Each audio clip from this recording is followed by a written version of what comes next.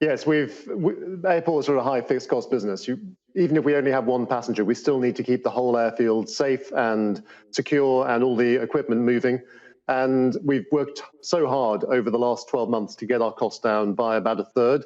But of course, there's only so much that we can do, particularly when the government isn't giving us any relief on business rates, which is a big chunk of our cost base. But we are now starting to see signs that passengers are coming back. People want to be able to travel, and as soon as we can start to get borders open up again and start to see doubly vaccinated passengers from the EU and the US traveling again, we will start to see our business recovering, and with it, the UK economy.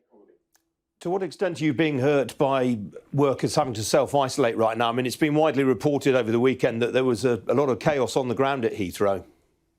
We've had a couple of incidents where a lot of people have been pinged all at the same time, which is very hard to manage, even with the daily contact testing system, which we do have in place here. But it's a good system, and it means that we can keep the airport flowing and keep getting passengers and the UK's exports on their way. But the main thing we need to do is to start looking to the future, get doubly vaccinated passengers travelling, and also make it easier with PCR tests, getting rid of PCR tests for people coming from low-risk countries and replacing them with lateral flow tests, just to cut the cost and the hassle that comes with travel today. Sorry, just to go back to what happened, what was wrong at the weekend? What specifically went wrong? So we had an issue in border force for a couple of hours when we had a combination of a lot of officers being pinged and not being able to man the desks. And at the same time, the e-gates, which a lot of passengers travel through, also went down. And that led to queues of a couple of hours for a short period.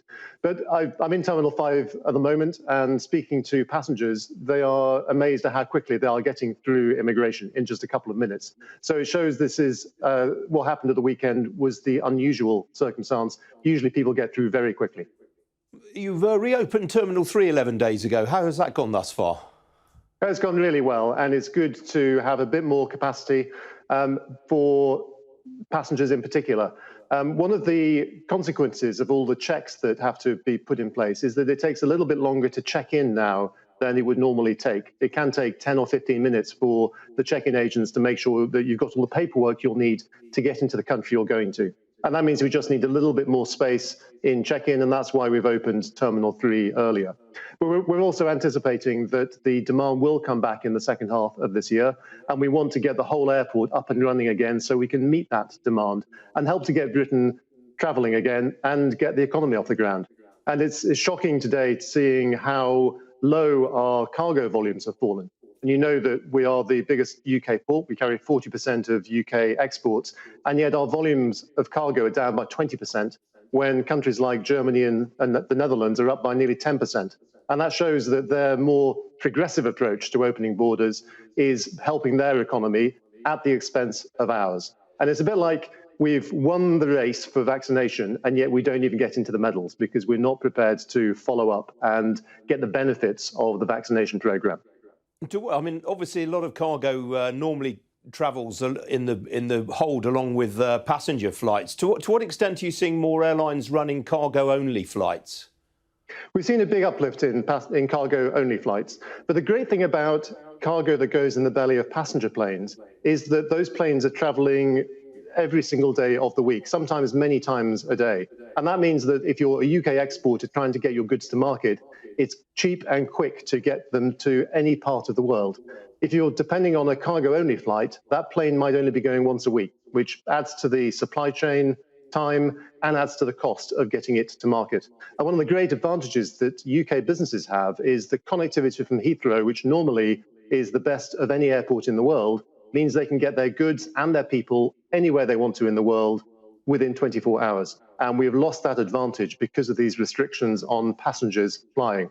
We can get it back. We just need to be more optimistic and to open up to doubly vaccinated passengers from more countries and reduce the friction of travel by getting rid of these expensive PCR tests from low-risk countries.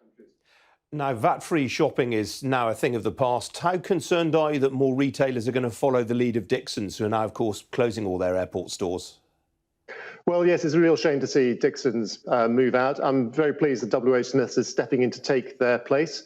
And we do have a lot of demand from retailers to have stores in the airport. It's an important part of the passenger journey. People look forward to starting their holiday or their trip once they get to the airport, and either to stock up on things that they haven't been able to buy before, or to treat themselves. So we currently have about 75% of all of our stores and restaurants open, and we'll be looking to get that up to 100% as soon as we can. All right, John Holland-Kaye, good to talk to you as ever. Thanks for joining me this morning. Thank you.